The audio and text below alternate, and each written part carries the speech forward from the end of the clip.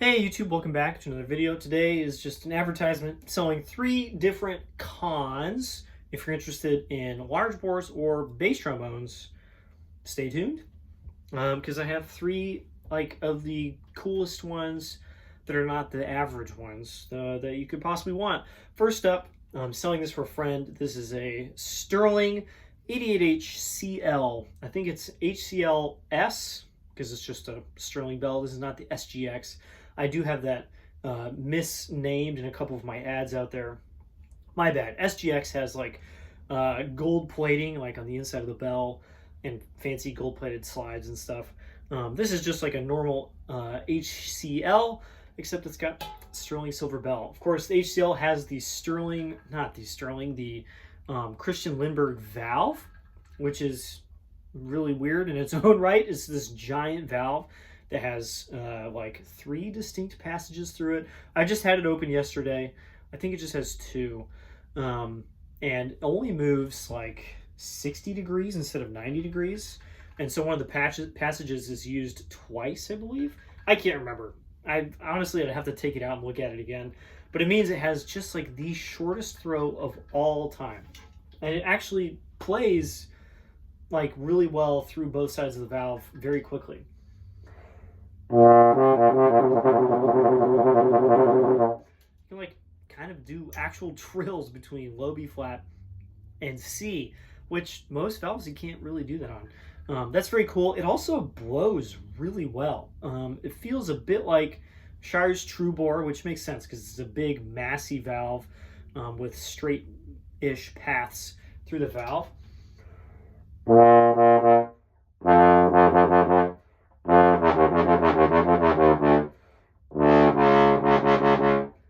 In not quite the same way, it narrows the sound a little bit. I honestly think the CL valve is better than the True Bore in most ways. Early ones have a problem with the anodizing, the coating on the aluminum core will come off, and then the valve just disintegrates. And then you have a valve with no core, which is not very useful.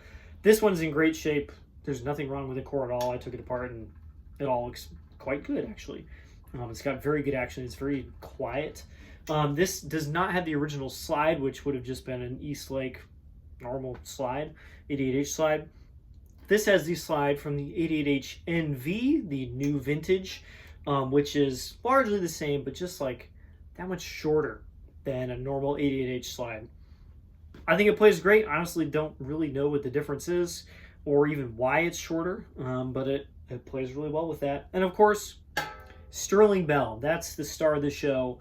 The big, heavy. This is not a light, large bore tenor trombone. This might be maybe the heaviest one I've ever played. My 42R was definitely lighter than this. The Sterling bell is such a cool thing. It's very different than my 42R, which also had a Sterling bell. These have this really beautiful con character. Hopefully you can hear that in the clip. That still comes across even at low dynamics, but you can play these incredibly loud without it really breaking up. You probably can't hear it, but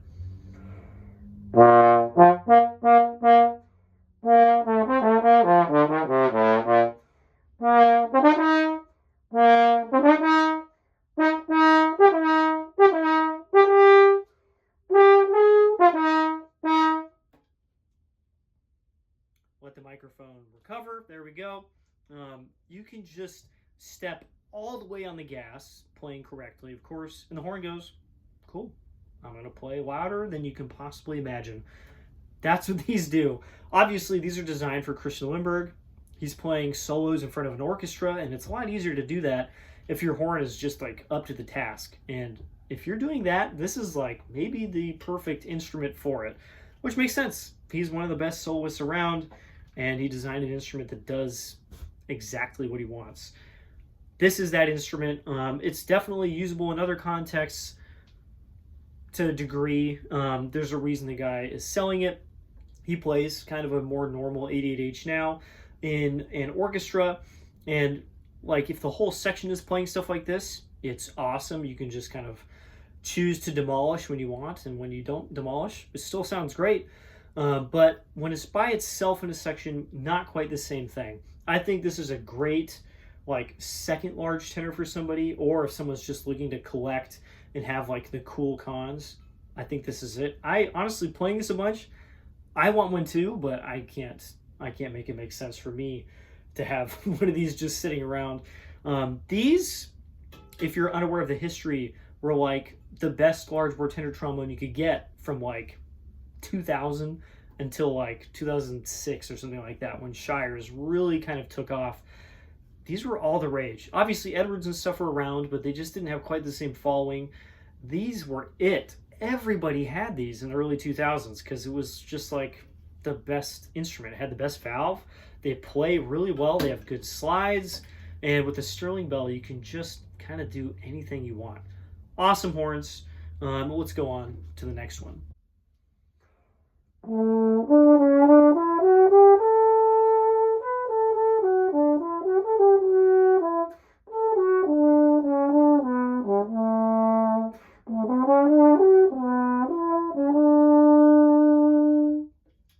So the second 88H, because for some reason I'm selling two of these for friends that are totally different, that do know each other, but did not know they were selling horns at the same time. This is an 88H TG. These were assembled at the Greenhoe factory, so pre-2012. This is all Eastlake cons. They were sent to the Greenhoe factory. Greenhoe factory put them all back together without a slide. And then they went back to con, got paired with a slide, and they got sold as con 88H Greenhoes. This one also has the HT bell. So this is the thin red brass bell. This is more similar to the original Elkhart bells, which are also very thin. The Generation 2 88Hs standard came with just a little bit heavier bell than this. And so this is the kind of more like Elkhart-ish, but obviously with a fancy new valve setup. This one has the original slide to it, nothing crazy there. This horn is also extremely good. It's just like a completely different set of things. It's got this beautiful, again, con character to it that shows up just all the time. Again, hopefully you hear that in the clip.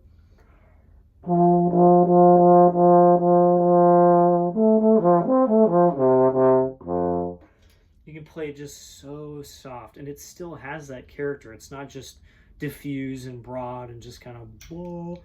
It has that real nice point and middle to the sound. The Greenhoe valve, listen to that. Almost no noise at all. So good on this thing. I just cleaned it up, oiled it. Plays very evenly. Also has a great low register. And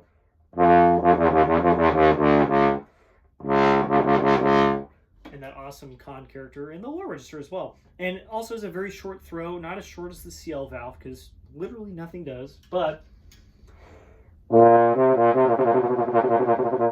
can also do some valve trills on this. I've had Greenhoes and stuff, and none of them have moved this easily. These have con linkages, not the standard Greenhoe ones, and like I swear it's shorter.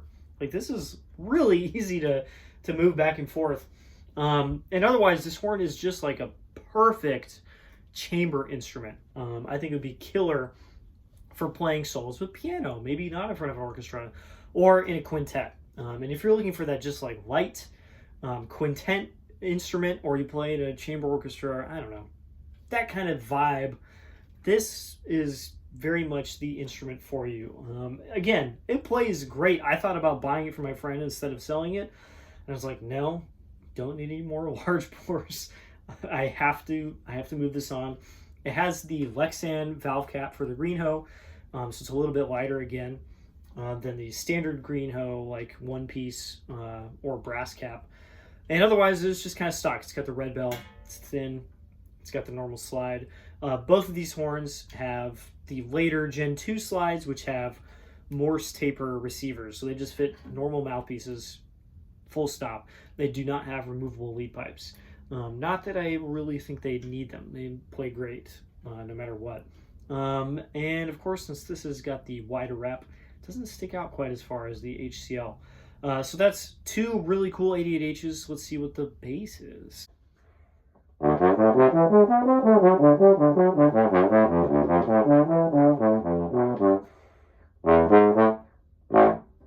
So last con on the docket is my Con 83H. I like literally have valves on the way that I could put on this, but I have a bunch of other projects and coming up soon, not very much time.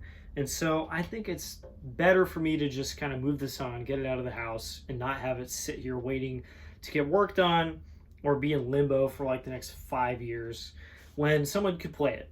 This is the modified 83H that I bought recently with the hopes of putting some new valves on it. And instead, someone can play it themselves and decide if they need those valves themselves. Normal 83H comes with con rotors. Go figure. This one had them replaced. I don't really know why exactly. Maybe they were missing some parts. But they were replaced by the tech that I use most of the time, Ben Hansen, who put in a pair of Bach rotors that were scooped out so they have a little more airway path, and a couple other things like this guard on the tuning slide. It has a G flat slide instead of just the G, and this is an extender, so you can take this out and use G by itself. And I think that kind of wraps it up. Also, new linkage and paddle for the second valve. Otherwise, this is stock 83H. It's got the I think just yellow tubes, long oversleeves. Those are long boys. Nickel crook, yellow everything back here, and then a red bell.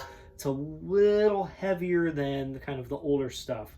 And I think generally this is the 70H pattern size of stuff. So 71, 72, 73H size through the back of the instrument. So not the later, or actually earlier 62H, which is a little bit bigger. So it's a nice small bass that I think has a really cool con color to it. It's not the easiest horn on the planet to play if you're used to like modern instruments that I have to play really loud in like the low register. I'm used to that, and this horn can do it, but is a little less willing to. That's something with modern valves.